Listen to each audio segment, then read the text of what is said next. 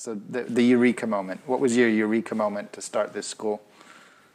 When I had my one teacher school in Australia, there were 45 children aged from 3 to 11, and I was extremely apprehensive about it being a successful educational experience. However, it worked. It worked to the advantage of every child who was in the school. The older ones working with the younger ones learning social skills and acceptable behaviour from the older ones. So it was a very cooperative, positive experience. When I arrived in London, I was looking for schools for my children, and I could not find a setting where I was happy to leave my children with the adults who were working there. Really? So I decided, okay, I'll have a go.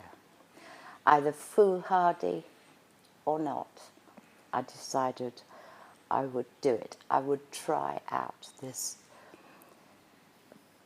more than a feeling, this experience I had of working in a cohesive, cooperative, considerate way with children and with their parents. Which didn't exist at the time. It certainly didn't exist at the time, yes. And what year was this? And this was in the, probably because I stayed at home as a mother, it would be in the early to mid-70s, yeah. And then you came to the UK? What was that story? Because it sounds like the idea happened in Australia, but then you came to the UK to set up. Yes, and I did a significant amount of supply teaching because I'm also secondary arts trained. So I worked in schools in East London and I thoroughly enjoyed it. However, I found that for some of the exam conditions for art and to go to art school, they also had to have English, written English.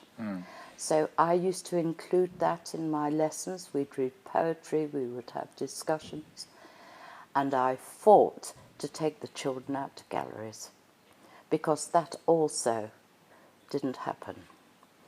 Sort of taking the children was outside was deemed to be at risk because they'd be going by public transport. You didn't know how they'd behave within the gallery. So I had to prove that it was the most beneficial experience of all.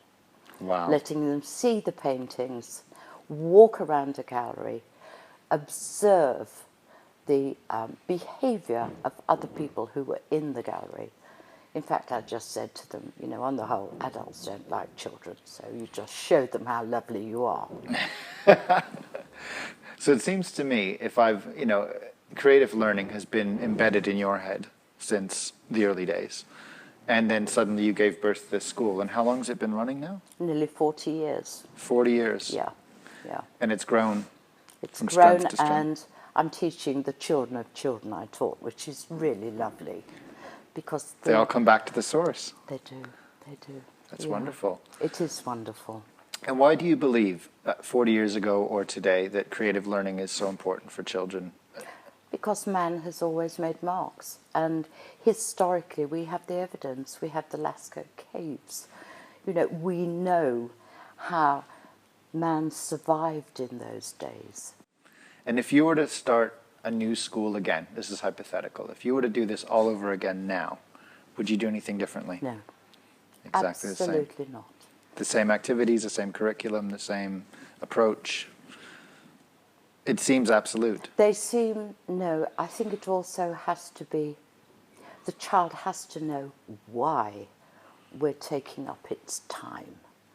Interesting. Yeah. Yeah. And I will often say, so, what do you know now when they're going home that you didn't know this morning? And what are you going to discuss with your parents that you did and you understand and you enjoyed? Yeah. What are you going to tell them?